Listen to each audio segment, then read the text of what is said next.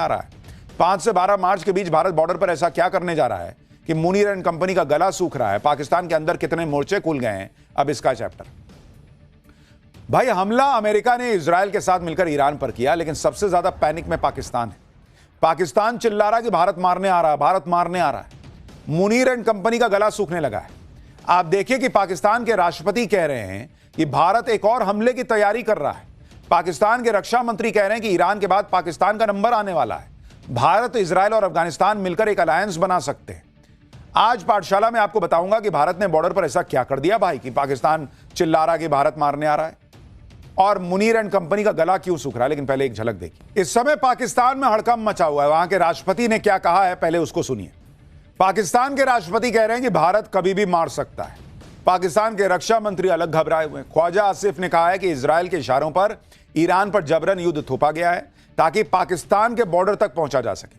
आगे ख्वाजा आसिफ ने कहा है कि आने वाले वक्त में इजराइल, भारत और अफगानिस्तान के साथ मिलकर नया अलायंस बना लेगा, जिसके जरिए पाकिस्तान को निपटाने की कोशिश होगी। इसके लिए ख्वाजा आसिफ ने दलील दी कि पाकिस्तान और ईरान के बीच 900 किलोमीटर से ज्यादा का बॉर्डर है और ईरान पर हमले बढ़ते हैं तो ईरान से लगी पाकिस्तान की सीमा भी सुरक्षित नहीं रह पाएगी। यह डर इसलिए है क्योंकि रक्षा मंत्री राजनाथ सिंह ने क्लियर कट मैसेज दे दिया है।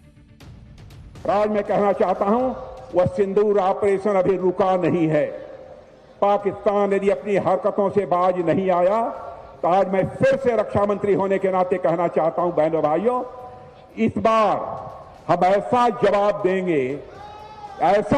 देंगे कि दुनिया देखती रह जाएगी। बहनों भाइयों, इस बार माफ नहीं किया जाएगा किसी भी सूरत में।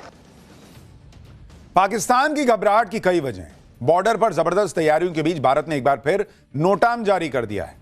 इस बार 5 मार्च से 12 मार्च के लिए नोटाम जारी हुआ है। यह नोटाम भारत पाकिस्तान के राजस्थान से सटे बॉर्डर के लिए जारी हुआ है। इस तरह के नोटाम एयर स्पेस को रिजर्व करने के लिए तब जारी किए जाते हैं जब उस इलाके में बड़ी वॉर ड्रिल होने वाली हो, ताकि सिविलियन एयरक्राफ्ट को किसी तरह का नुकसान न हो जाए। यह नोटाम ऐसे वक्त में जारी हुआ है जब कुछ दिन पहले ही भारतीय वायुसेना ने राजस्थान के जैसलमेर में वायु शक्ति ड्रिल की। आप यह भी देखिए कि बॉर्डर पर भारत की धुआंधार तैयारियां देखकर पाकिस्तान पैनिक में। पाकिस्तान ने कराची और लाहौर में अपने एयर स्पेस को कमर्शियल फ्लाइट्स के लिए बंद कर दिया है। PAA यानी पाकिस्तान एयरपोर्ट अथॉरिटी की तरफ से जारी नोटिफिकेशन के मुताबिक 3 मार्च से 31 मार्च तक हर रोज सुबह 9 बजे से दोपहर 3 बजे के बीच कराची और लाहौर के एयर रूट कमर्शियल ऑपरेशन के लिए बंद रहेंगे। यानी पाकिस्तान पैनिक मोड में।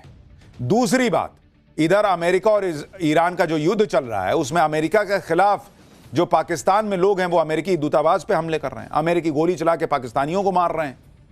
तो पाकिस्तान में हर तरफ से मोर्चा खुला हुआ है, उस पर हमारी नजर रहेगी। फिलहाल एक छोटा सा ब्रेक, क्योंकि उनकी प्राथमिकता सिर्फ पॉलिटिक्स नहीं है। उन्हें जो भारतीय नागरिक खाड़ी देशों में बड़ी संख्या में रहते हैं, जिसके बारे में मैंने कल आपको पाठशाला में बताया था, करीब 96 लाख 1 करोड़ भारतीय मिडिल ईस्ट में रहते हैं और वो लोग भी इस युद्ध के बीच फंसे हुए हैं। तो नरेंद्र मोदी क्या करेंगे? ईरान का साइड ले लें और उसके बाद उनको कहेंगे तुम अपना देखो। आप देखिए कि पिछले 48 घंटे में पीएम मोदी ने किस से बात की है। भाई, उन्होंने कतर के आमिर शेख बिन हमाद अल थानी से बात की, ओमान के सुल्तान हैथम बिन तारिक से बात की, कुवैत के क्राउन प्रिंस शेख सबा अल खालिद अल हमाद अल मुबारक अल सबा से बात की, सऊदी अरब के क्राउन प्रिंस मोहम्मद बिन सलमान से बात की, बहरीन के किंग हमाद बिन ईसा अल खलीफा से बात की, यूएई के राष्ट्रपति शेख मोहम्मद बिन जायद अल नहयान से बात की, जॉर्डन के किंग अब्दुल्ला II से बात की, इजराइल के पीएम नेतन्याहू से भी उन्होंने फोन पर बात की और पीएम मोदी ने इन देशों से भारतीयों की सुरक्षा का मुद्दा उठाया। अब जो लोग ये कह रहे हैं कि ईरान में बात नहीं की, ईरान में किससे बात करें? वहां तो पूरी टॉप लीडरशिप साफ होती जा रही है बॉस। और दूसरी बड़ी बात कि इजराइल से भी बात की तो कहा जा रहा है कि वहां भी उनको कहा कि शांति कीजिए भाई। इस क्राइसिस के बीच जो लोग राजनीति कर रहे हैं, ये कह रहे हैं कि भारत ईरान के लिए बोल क्यों नहीं रहा। उनके राज में क्या हुआ था वो भी आपको बता देता हूं। यूपीए सरकार के दौर में जब लीबिया के शासक गद्दाफी को मारा गया था, तब भी भारत ने सधी हुई प्रतिक्रिया दी थी। साल 2011 में लीबिया पर नेटो समर्थित विद्रोही गुटों ने गद्दाफी के काफिले पर हमला किया था। विद्रोहियों के हमले में गोली लगने से गद्दाफी की मौत हो गई थी। उस समय यूपीए सरकार ने गद्दाफी की मौत पर खुलकर कुछ नहीं बोला था, ना तो औपचारिक शोक रखा था और ना ही निंदा प्रस्ताव रखा गया था। यह सब भारत के राष्ट्रीय हितों को देखते हुए प्रतिक्रिया दी गई थी।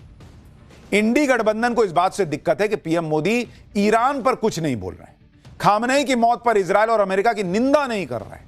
इंडी गठबंधन का को यह नहीं दिख रहा कि ईरान युद्ध और खामनेई की हत्या पर खुद मुस्लिम देश चुप्पी साधे हुए हैं। मुस्लिम ब्रदरहुड का नारा देने वाले सारे मुस्लिम देश अपने हिसाब से रिएक्ट कर रहे हैं। इससे भी भारत में बहुत लोग दुखी हैं। पीडीपी नेता महबूबा मुफ्ती ने कहा कि यह बहुत परेशान करने वाली बात है कि ओआईसी यानी ऑर्गेनाइजेशन ऑफ इस्लामिक कोऑपरेशन मूक दर्शक बनकर देख रहा है, जबकि अमेरिका और इजरायल ईरान की संप्रभुता पर खुलेआम आक्रामकता कर रहे हैं। ईरान के सुप्रीम लीडर की शहादत पर उनकी चुप्पी और इसका सारा दोष ईरान पर मढ़ने की कोशिश न केवल चिंताजनक है बल्कि अपमानजनक भी है। ईरान पर निर्लज हमले की निंदा करने के बजाय ओआईसी ने चुप्पी साधना पसंद किया है। एप्स्टीन गिरोह के कारनामों को गुप्त रूप से समर्थन दिया है।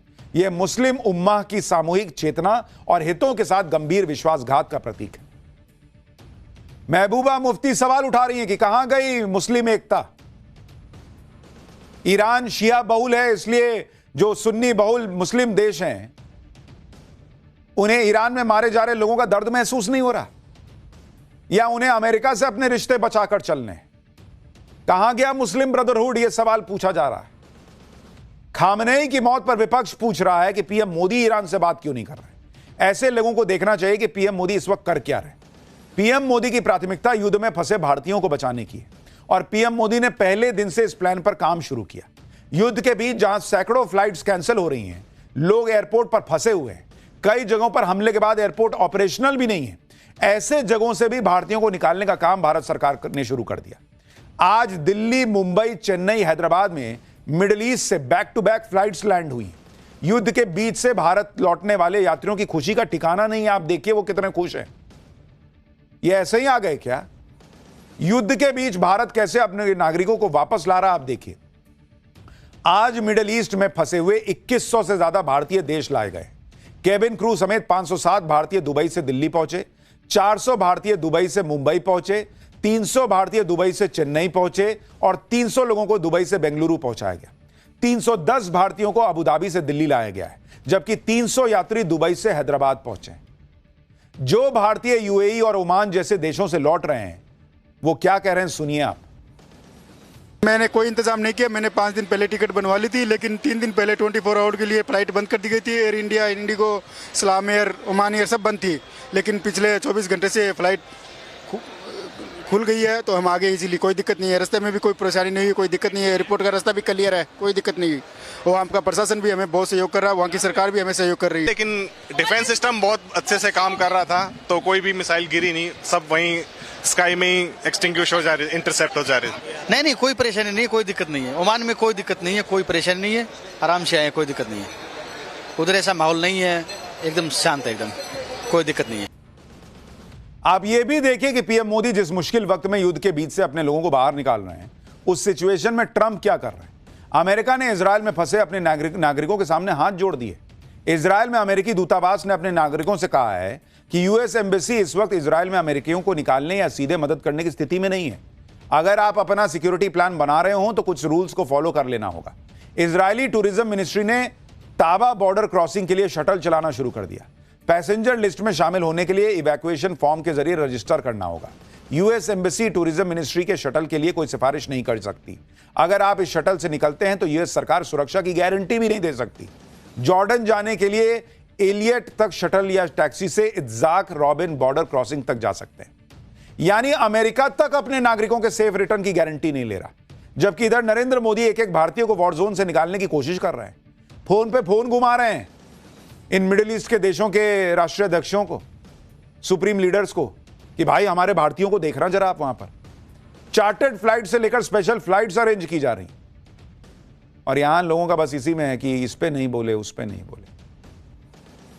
खैर, ये तो लोगों को बचाने की बात है, लेकिन भारत बॉर्डर पे ऐसा क्या कर रहा है भाई कि पाकिस्तान पैनिक में है। अगला चैप्टर, बॉर्डर पर भारत ने ऐसा क्या किया कि पाकिस्तान चिल्लाने लगा कि भारत मारने आ रहा है। 5 से 12 मार्च के बीच भारत बॉर्डर पर ऐसा क्या करने जा रहा है कि मुनीर एंड कंपनी का गला सूख रहा है। पाकिस्तान के अंदर कितने मोर्चे खुल गए हैं, अब इसका चैप्टर। भाई, हमला अमेरिका ने इजरायल के साथ मिलकर ईरान पर किया, लेकिन सबसे ज्यादा पैनिक में पाकिस्तान है। पाकिस्तान चिल्ला रहा कि भारत मारने आ रहा है, भारत मारने आ रहा है। मुनीर एंड कंपनी का गला सूखने लगा है। आप देखिए कि पाकिस्तान के राष्ट्रपति कह रहे हैं कि भारत एक और हमले की तैयारी कर रहा है। पाकिस्तान के रक्षा मंत्री कह रहे हैं कि ईरान के बाद पाकिस्तान का नंबर आने वाला है। भारत, इजरायल और अफगानिस्तान मिलकर एक अलायंस बना सकते हैं। आज पाठशाला में आपको बताऊंगा कि भारत ने बॉर्डर पर ऐसा क्या कर दिया भाई कि पाकिस्तान चिल्ला रहा कि भारत मारने आ रहा है, और मुनीर एंड कंपनी का गला क्यों सूख रहा है। लेकिन पहले एक झलक देखिए। इस समय पाकिस्तान में हड़कंप मचा हुआ है। वहां के राष्ट्रपति ने क्या कहा है, पहले उसको सुनिए। पाकिस्तान के राष्ट्रपति कह रहे हैं कि भारत कभी भी मार सकता है। पाकिस्तान के रक्षा मंत्री अलग घबराए हुए हैं। ख्वाजा आसिफ ने कहा है कि इजरायल के इशारों पर ईरान पर जबरन युद्ध थोपा गया है ताकि पाकिस्तान के बॉर्डर तक पहुंचा जा सके। आगे ख्वाजा आसिफ ने कहा है कि आने वाले वक्त में इजरायल, भारत और अफगानिस्तान के साथ मिलकर नया अलायंस बना लेगा जिसके जरिए पाकिस्तान को निपटाने की कोशिश होगी। इसके लिए ख्वाजा आसिफ ने दलील दी कि पाकिस्तान और ईरान के बीच 900 किलोमीटर से ज्यादा का बॉर्डर है और ईरान पर हमले बढ़ते हैं तो ईरान से लगी पाकिस्तान की सीमा भी सुरक्षित नहीं रह पाएगी। यह डर इसलिए है क्योंकि रक्षा मंत्री राजनाथ सिंह ने क्लियर कट मैसेज दे दिया है। आज मैं कहना चाहता हूं, वह सिंदूर ऑपरेशन अभी रुका नहीं है। पाकिस्तान यदि अपनी हरकतों से बाज नहीं आया तो आज मैं फिर से रक्षा मंत्री होने के नाते कहना चाहता हूं, बहनों भाइयों, इस बार हम ऐसा जवाब देंगे कि दुनिया देखती रह जाएगी। बहनों भाइयों, इस बार माफ नहीं किया जाएगा किसी भी सूरत में। पाकिस्तान की घबराहट की कई वजह हैं। बॉर्डर पर जबरदस्त तैयारियों के बीच भारत ने एक बार फिर नोटाम जारी कर दिया है। इस बार 5 मार्च से 12 मार्च के लिए नोटाम जारी हुआ है। यह नोटाम भारत पाकिस्तान के राजस्थान से सटे बॉर्डर के लिए जारी हुआ है। इस तरह के नोटाम एयर स्पेस को रिजर्व करने के लिए तब जारी किए जाते हैं जब उस इलाके में बड़ी वॉर ड्रिल होने वाली हो, ताकि सिविलियन एयरक्राफ्ट को किसी तरह का नुकसान न हो जाए। यह नोटाम ऐसे वक्त में जारी हुआ है जब कुछ दिन पहले ही भारतीय वायुसेना ने राजस्थान के जैसलमेर में वायु शक्ति ड्रिल की। आप यह भी देखिए कि बॉर्डर पर भारत की धुआंधार तैयारियां देखकर पाकिस्तान पैनिक में। पाकिस्तान ने कराची और लाहौर में अपने एयर स्पेस को कमर्शियल फ्लाइट्स के लिए बंद कर दिया है। PAA यानी पाकिस्तान एयरपोर्ट अथॉरिटी की तरफ से जारी नोटिफिकेशन के मुताबिक 3 मार्च से 31 मार्च तक हर रोज सुबह 9 बजे से दोपहर 3 बजे के बीच कराची और लाहौर के एयर रूट कमर्शियल ऑपरेशन के लिए बंद रहेंगे। यानी पाकिस्तान पैनिक मोड में। दूसरी बात, इधर अमेरिका और ईरान का जो युद्ध चल रहा है उसमें अमेरिका के खिलाफ जो पाकिस्तान में लोग हैं वो अमेरिकी दूतावास पे हमले कर रहे हैं, अमेरिकी गोली चला के पाकिस्तानियों को मार रहे हैं। तो पाकिस्तान में हर तरफ से मोर्चा खुला हुआ है, उस पर हमारी नजर रहेगी। फिलहाल एक छोटा सा ब्रेक।